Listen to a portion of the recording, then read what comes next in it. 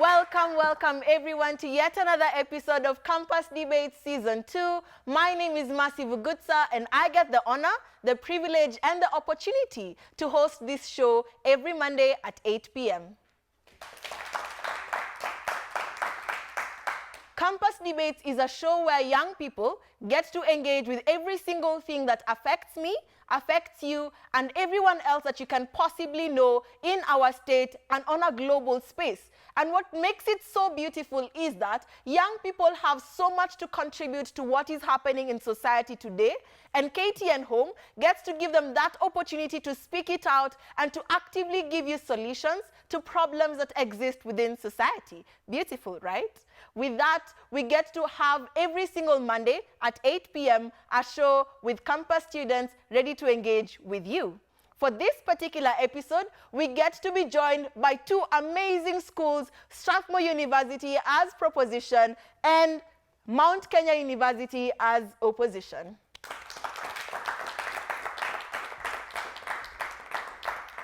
This second half of Campus Debates looks a little bit different. For the first half, every team that won got 3 points, and every team that lost got 0 points. And at the end of it all, speaker scores were a very important thing to determine the teams that get to move to knockout rounds and teams that don't. For this second half, however, every team that wins gets 3 points. Every team that loses gets 0 points. And at the same time, we are not going to have any knockout round, but rather the teams that do not garner enough points are simply eliminated from moving on to quarterfinals and semifinals and the other rounds that follow. With that, I will allow the speakers to introduce themselves and tell you something interesting that they did not know or you did not know about them. From side proposition. Hi everyone, my name is Shamia Muchese. I'm from Strathmore University, and I think a fun fact about me is I think Liverpool was robbed a number of times. Just like, our favorite father in, the Kenyan politics has continuously been robbed. But nonetheless, that's me. Hi, my name is Janelle Sapa. I'm from Strathmore University. What I like doing is watching Bridgerton because, it's an interesting show. Now, you get the contradiction that exists from side proposition. One speaker loves football and ideally possibly politics. Second speaker loves binge watching, specifically TV shows. And I think I agree with her on that respect. But with that, proposition is ready to give us an amazing debate, but I will allow opposition to introduce themselves as well. Greetings, my name is Okech Mark from Mount Kenya University Parklands. I am a political enthusiast. And I also love rugby. I would like to applaud the Kenya Shujaa Sevens for qualifying back to the HSBC series.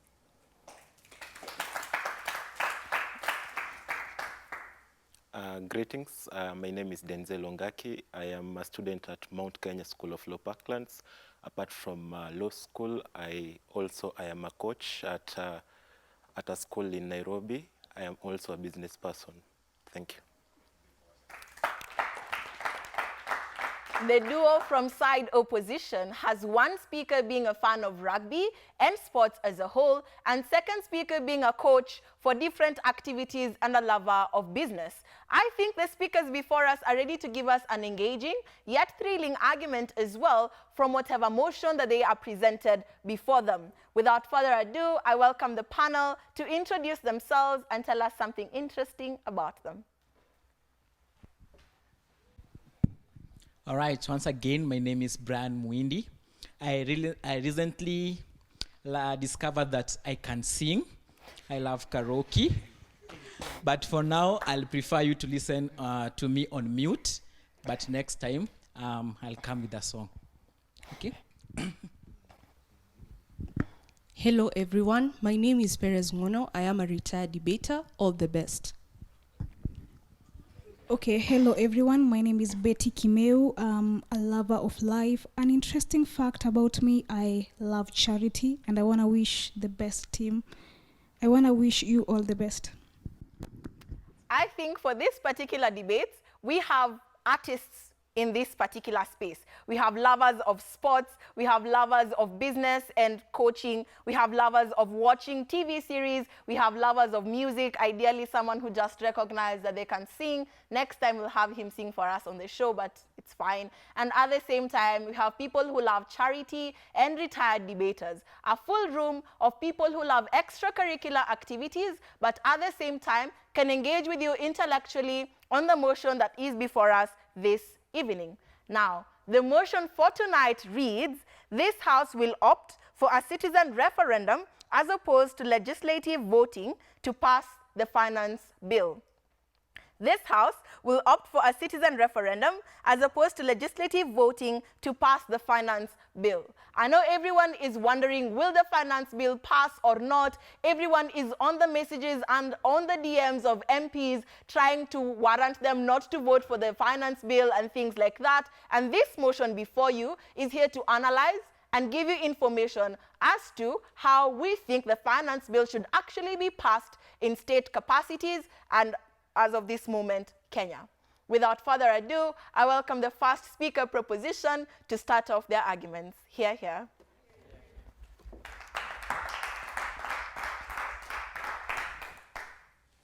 The motion for today necessarily necessitates us to answer or like to try and clarify a few points, right? What does citizen referendum necessarily mean? This means that citizens in and of themselves are able to like decide what exactly should be the case. Most of the time it has happened before in 2005 and 2010 where it was where the constitution was supposed to be implemented, and this was something that directly affected the citizens of that country, and therefore the citizens were allowed to vote whether it should go, whether it should be the constitution, whether it should not be the constitution.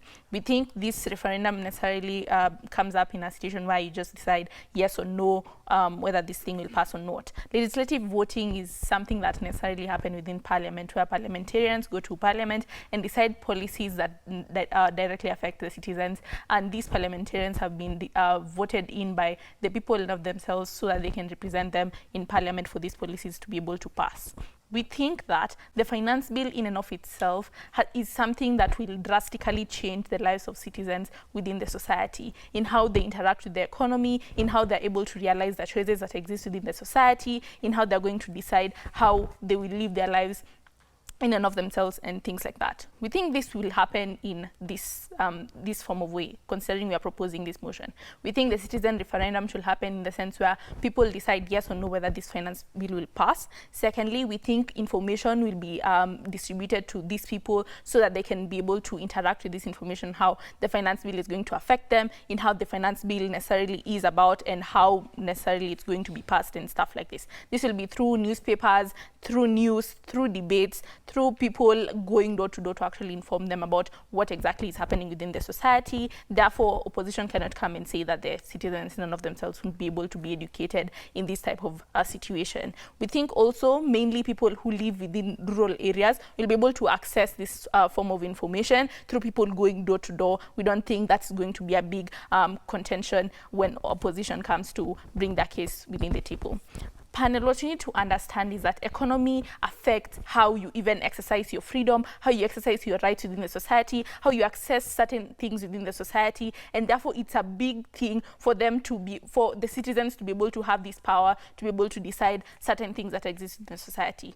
Secondly, we think the government is meant to be for the people, by the people. At a point in time where we're living in a democracy, public participation is paramount. And at a point in time where we can be able to exercise this directly through citizen referendum, we think that's quite beneficial and it is quite important within this debate.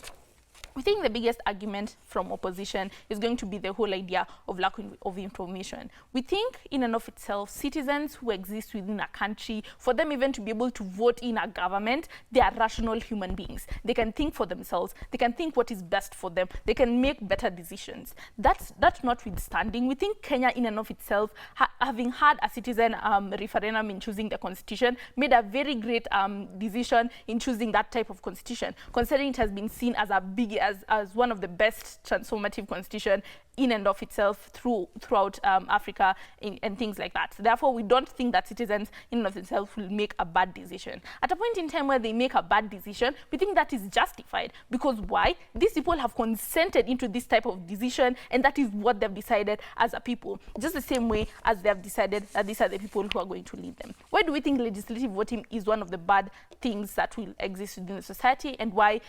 What is the mechanization of the problem of legislative voting? We think Parliament is influenced by certain factors. It's influenced by things like lobbying. People who paid them or like funded them during their campaigns, these are people who they want to align to. These are people who they want to please. These are people who they want to benefit in and of themselves. So decisions made by Parliament are necessarily centered around those people who necessarily helped them during the campaign. They want to pay them back. They want to make them feel better. These policies are only going to help those people who make them feel better.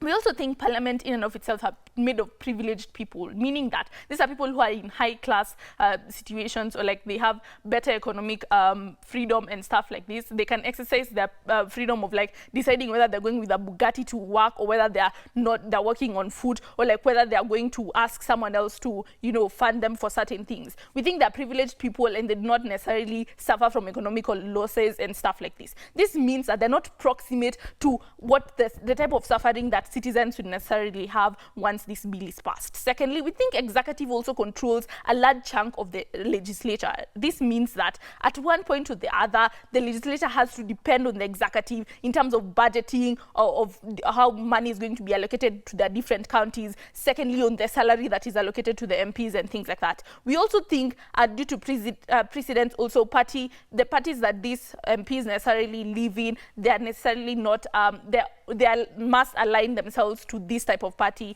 and therefore their interests, their decisions are necessarily based on that. Considering my time is up, I'd like to end my speech from there. Thank you. Yeah, here.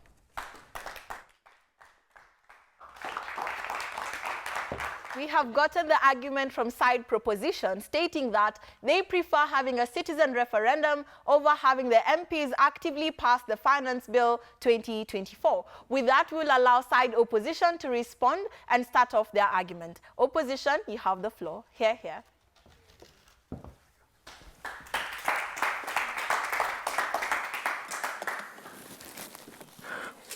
Panelists, it is imperative to note that the Finance Bill is a revenue-raising measure which is currently in our jurisdiction before Parliament for public participation. On the point of analyzing the definition of our motion, let us understand that both direct and indirect public participation is public participation. Vox populi, vox Dei. The voice of the people is the voice of God. That even God in his own wisdom appointed Moses to rule the Israelites. But when Moses was away, the Israelites became chaotic. What am I trying to say?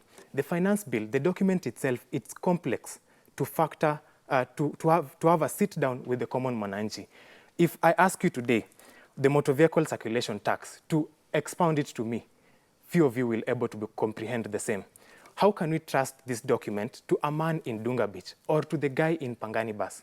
This is to wit that there are other measures that citizens can also get their representation through the Finance Bill.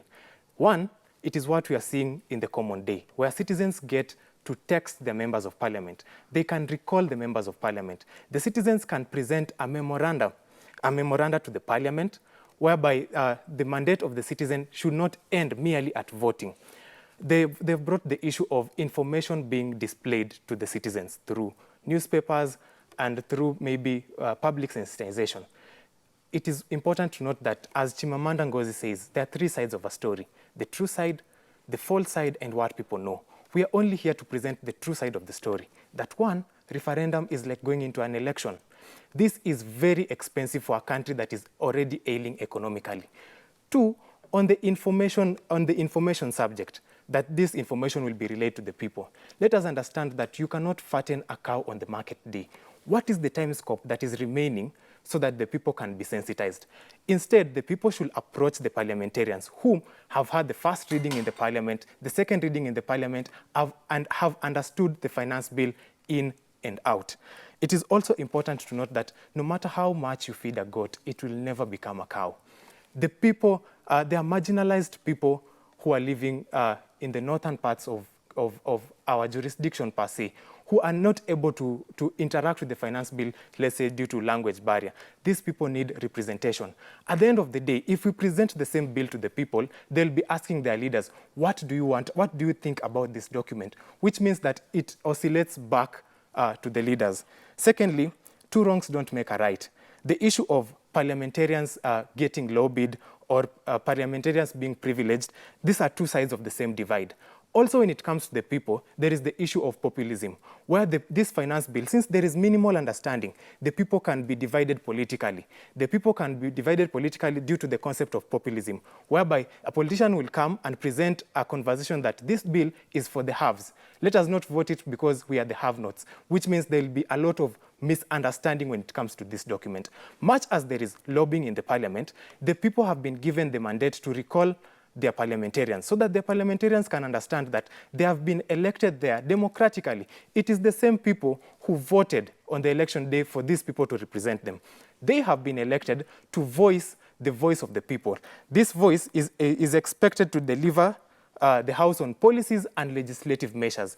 If we shift this to the people, it means it's going to be chaotic. Just as the Israelites opted to worship a golden calf and realized later that it's going to be a very huge mistake. God sending the Son, it means that the Son was acting the role of a leader. When you pray, you pray through the leader to God, which means that not everyone is going to understand the whole concept. But if we go through the leader, who is the parliamentarian who has experienced the experts in parliament trying to break down this finance bill, then correct representation, the correct information is going to reach God. This is to it that this finance bill is only well workable, and it will only represent the right needs of the people if it is passed through the parliamentarians. In an event whereby a parliament is touted as a youthful parliament, and maybe the citizens consider it as the most important of institutions, then they can, through a memorandum, they can present a memorandum to the parliament, and they can recall their parliamentarians. Indeed, they say that no matter how good you are, if you stay for too long, you spoil it. Which is why I see the floor stating that one word for a wise man is just enough. Thank you.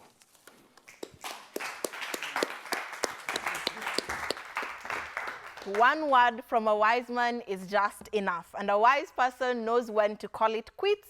And that is why the second speaker has chosen to leave the podium. With that, we've had arguments from both sides, proposition and opposition, very compelling arguments as to whether we need to have citizen participation or the parliament ideally to make the decision for the Finance Bill 2024. But for now, we go on a short commercial break, and we'll be back after a few minutes with continuous argumentations from both teams as to whether we need the Finance Bill to be voted in by citizen participation or by the parliamentary.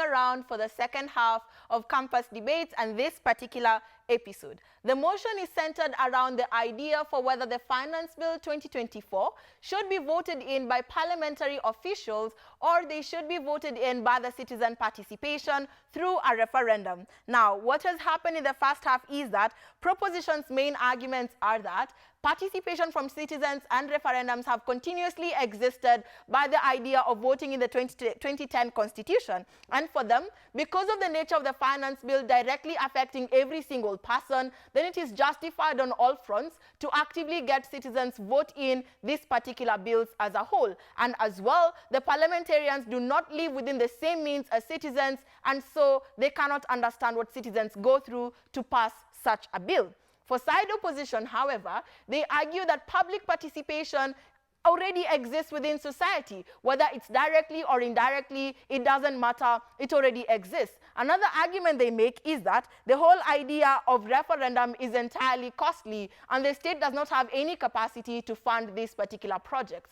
All these arguments are interesting, interactive, and engaging as a whole. But I think side proposition has something to say in response to what opposition has brought to the bench. With that, second speaker proposition, you have the floor. Here, here.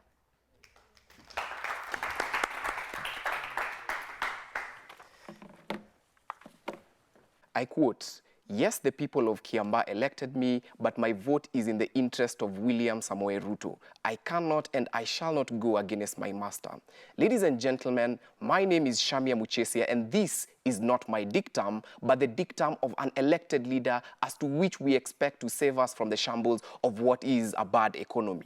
We sought for them to represent us, we elected them, but this is where their allegiance lies. Today, I stand here not only as a debater, but as a youth that faces the burden of yet again a bad bill which could as well ruin our whole future. Even if it's not directly, it threatens to ruin our future indirectly through things such as the cost of high living. Even before Muindi earns, they have already set a testament that they are going to tax you to a high degree such that you cannot be able to compete against those individuals. And so today, I pose the question, not just in at the level of a question, but as a rallying call. Where do we as the youths then stand on the issue of the finance bill? We must stand with an equitable and better Kenya and reject the finance bill. We had two burdens which come in from side proposition within today's debate. The first one is to prove why the legislature is selfish and does not care about us. To be very honest, these guys don't listen to Gina's speech because it has several mechanisms to prove why the legislature is selfish and does not care about us.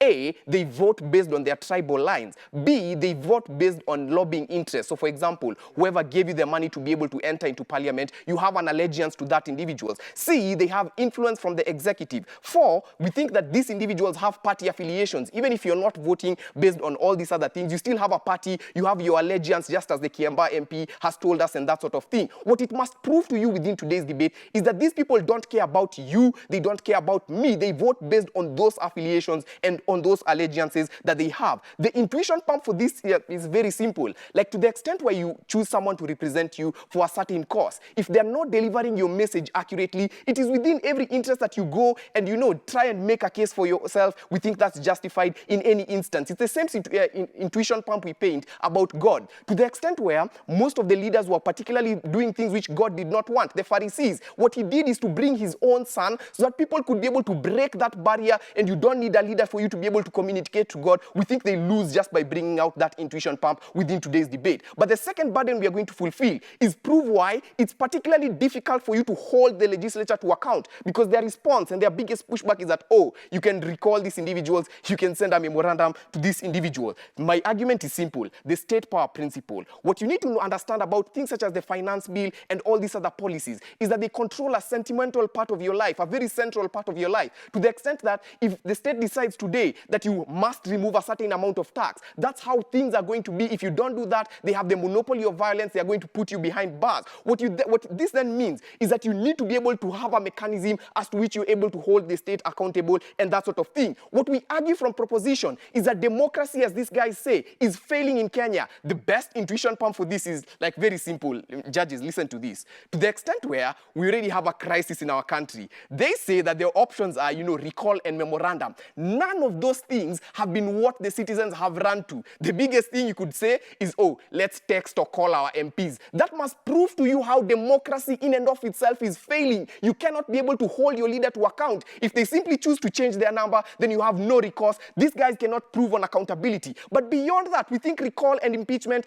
are things which, A, take so much time. Like, before you can even impeach someone, the proceedings will take close to 3 to 6 months and something of the sort. You also need political capital for you to even do this in the first instance. But on the level of elections, like, these guys could argue, oh, let's wait for elections, and after elections we can be able to hold them to account. Election takes 5 years for you to be able to enact this change. What it means is that within that period, people have suffered. Millions of individuals are languishing in poverty, and we think that's particularly bad. What you must understand, and the import of this argument, is that most of the times the policies the government put in place takes away our agency, our ability to maximize, because now you have another thing you could be, just care about as a result in terms of your pocket and that sort of thing. But beyond that, they say, oh, Kenyans are goats. I don't think this is a really good argument, to the extent where Gina already gives you so much analysis as to why? People are likely to understand these policies. You have news. People are actively rallying against these things because they've been able to interact with this expert opinion and that sort of thing. On populism and why you're likely to get it wrong. We say that even in the worst scenario where we get it wrong, we say that it is justified because you,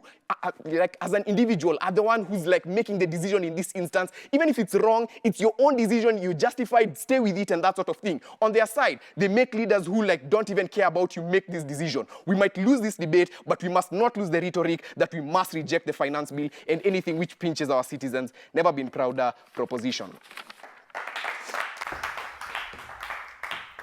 Populism, rejecting finance bill, and the whole idea behind recalling MPs and recalling members of parliament. I think opposition has a direct response to whatever proposition has brought to the bench. With that, we welcome the second speaker, opposition, to engage. Hear, hear.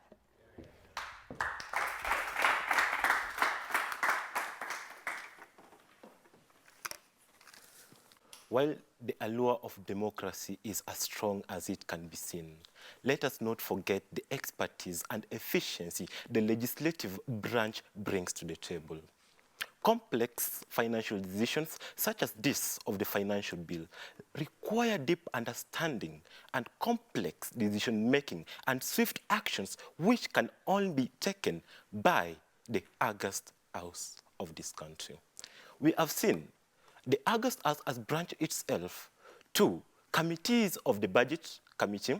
We have seen the accounting committee. Indeed, we, as the legislative, we can achieve and pass this bill. Unlike the proposers who have brought emotion to this honorable house, I will stick merely on numbers and facts and data collected by reputable organizations in Kenya. A data collected by InfoTrack 2024 clearly points that 20% of Kenyans understand the financial bill 2024. 50% they don't understand. 40% they cannot relate. 1% we don't care at all. So where do we be at the 50%? The 50% of these electorates is what they elected the legislator at the August out to represent, to make decisions on based on their own selves. The opening statement by the second proposer clearly, he quoted a member of parliament.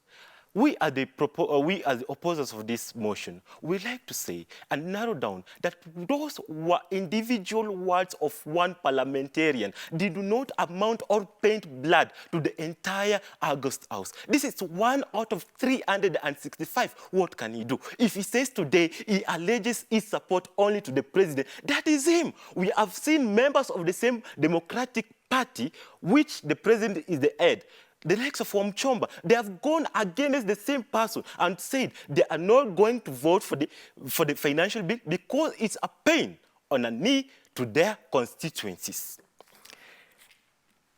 Sticking on the limb of numbers again, they've argued that we should not stick on the issue of efficiencies and timelines. The first proposer clearly got it right that Kenya has had 2 referendums, one in 2005 and the second one in 2010. But what she failed to tell you is what IBC had to take out of the coffers that we pay tax to put them. Get this? IBC spent $250 million to do one single referendum. We do not count at the time frame because IBC approximates that for our country to conduct a referendum, we have to get ready within a span of 6 months. If today we go to a referendum, the referendum will only have to happen come next year, February. Will the budget of our country stand until February? Will the civil servants' salaries be at standstill until February? No, we have to move on as a country. That's why we advocate for the legislative to take action in the finance bill. Going onwards on the efficiency, there is no efficiency in the referendum. We have seen that the bill, the financial bill, has been read from the committee stage to the second stage up to the end within a span of 3 months. Between 3 months and 6 months, which one can the members of the public adhere at most? Bear in mind that every time we go, as they allege, for public participation, for door-to-door advocation of the same financial bill, we use taxpayers' money.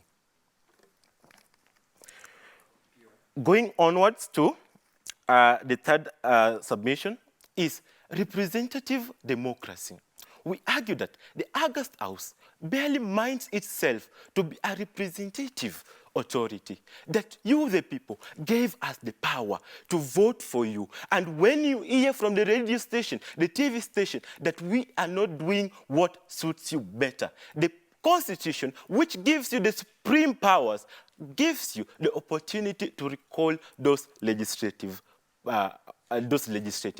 As I conclude, it's more said that during a market day, the last of the least person who should cause chaos is an exhaler. These proposals before this honorable cause, before this house, have caused a chaotic scene. They do not know the repercussions of what is ailing. They do not know that our coffers will run dry if we go the referendum way. I, Denzel Ongaki, rest my case.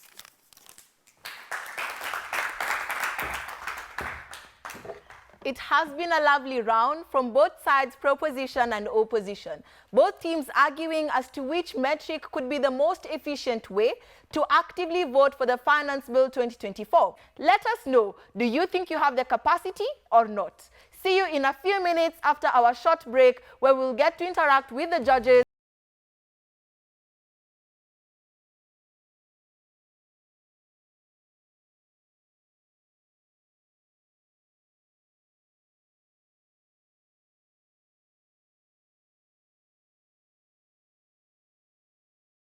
Back to the third half of campus debates, this particular episode, where we have Strathmore University debating against Mount Kenya University. And the motion for tonight is around the idea for whether the Finance Bill 2024 needs to be voted in by the Parliament or through a referendum. This is what has gone on for the second half of the debate. Proposition argues that majority of parliamentarians make decisions based off of whether their vested interests are actively taken care of or their allegiance to people who've actively given them positions in parliament. Additionally, they argue that the state already has monopoly of violence to actively counter the thing about recalling parliamentarians and holding them to account and things like that. From side opposition, however, the argument is that democracy to them is very efficient, and because of this, we need to trust our parliamentarians because they have sufficient capacity to actively deal with our finance bill. I don't know about you, but I'm yet to be swayed by the teams that exist on this stage. And the panel agrees with me. Because of this, they will ask a question to each side for them to be swayed further by either proposition or opposition. Judges? Okay. My question to the proposition is, on urgency, do you prefer citizens waiting for 6 months for a referendum or for MPs to vote for the bill as soon as possible? That's my question. All right, for my question is for side opposition. Based on your submission, 50% of Kenyans do not understand the finance bill. MPs are also Kenyans. So does that mean also in parliament, people are going to pass a bill that they do not understand? The biggest question from the judges is, on the matter of urgency, do you think it's important for us to actively vote in the finance bill right now or wait 6 months as per the time frame for referendums to be held? Then from side opposition, the question to them is, the whole idea of incapacities for these people to actively vote in a finance bill, do they guarantee that this percentage of parliamentarians are part of the people who do not understand what the finance bill entails? I think the debaters are ready to respond to their questions. They have a minute each. With that, we welcome proposition to respond. Hear, hear.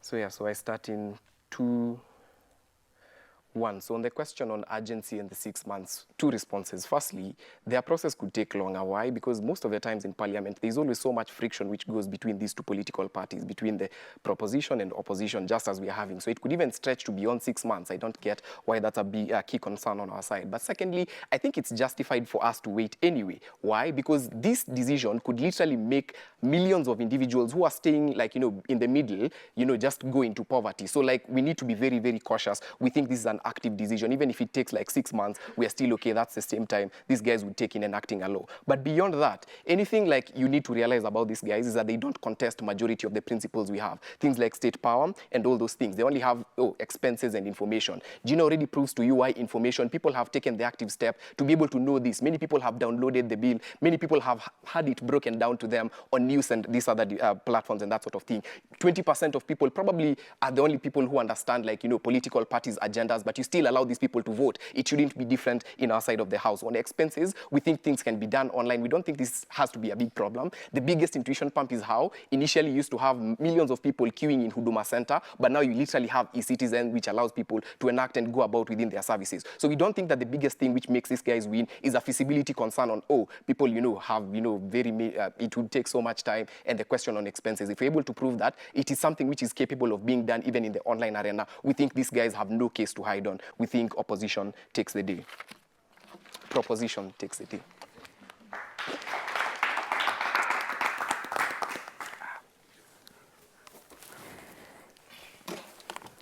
To answer the judge's question, the finance bill, in order for it to escalate to the finance bill, it is born from the budget of committee. The budget of committee is composed of members of parliament who have knowledge on accounting. The finance bill also goes through first reading and second reading. They have talked of, you see, like a member of parliament is more exposed to experts compared to the ordinary citizen.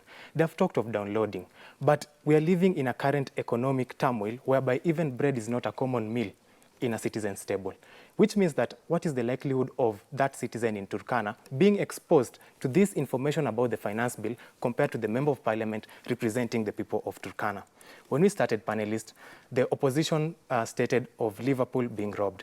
They proceeded to say that we called the citizen gods. But it is our aversion that they failed to recognize that much as they like football, GOAT means greatest of all time. We aver that the citizens of this country are still the greatest of all time, and they will be represented by the parliamentarians because they have proper knowledge of the finance bill. Thank you.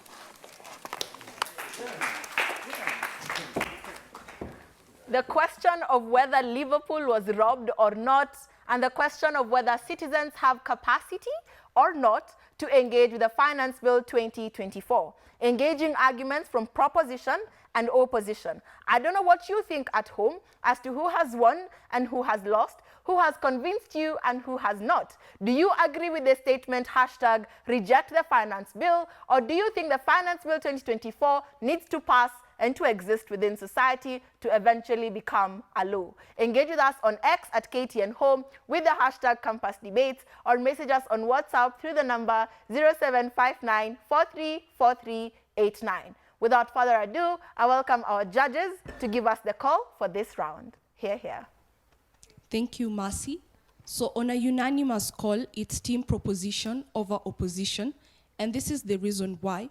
From team proposition, we buy into the context stroke framing that already the members of parliament have their own political agenda, and based on how the turmoil is in the Republic of Kenya, based on the finance bill, having like a huge impact on your future or anything that goes by, then it is probably likely to allow the citizens to partake in the decision-making of their future. We, however, acknowledge what opposition says, that the MPs are knowledgeable and have a whole idea about what this finance bill entails. However, now, they needed to answer the clash on how they do mitigate these instances where some of the biasness towards political agenda parties or lobbying or the executive, etc., are going to be mitigated towards passing the finance bill. Thank you.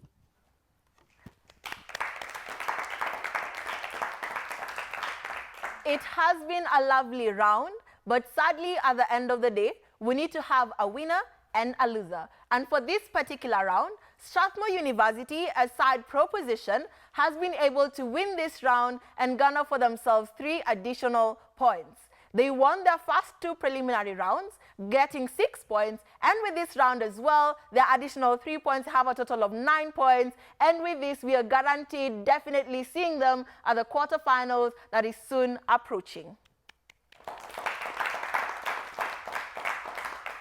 For side opposition, however, they've not been able to win this round for themselves, and with that, they have 0 points added to their structure, and I don't think we'll be able to see them in the quarterfinals, but they have put a great foot forward. Hopefully, we'll get to see them in the rounds that follow and engage with them further with the debate that they've had to offer.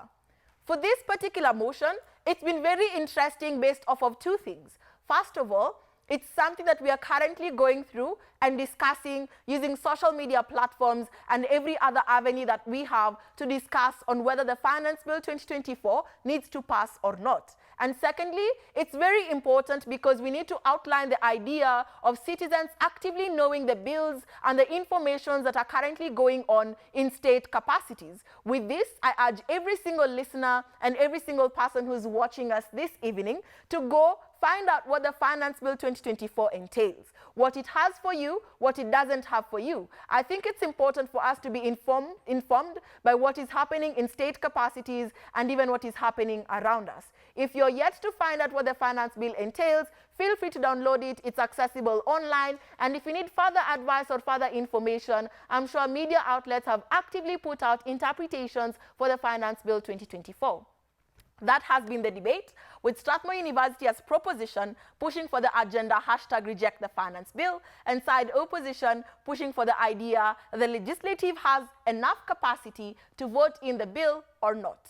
And with this, engage with us on X at KTN Home with the #CampusDebates. Let us know, do you want the Finance Bill 2024 to pass or not? Do you think you have the capacity to actively vote it in or not through a referendum? And finally, do you trust the legislative enough to allow them to vote for this particular Finance Bill 2024?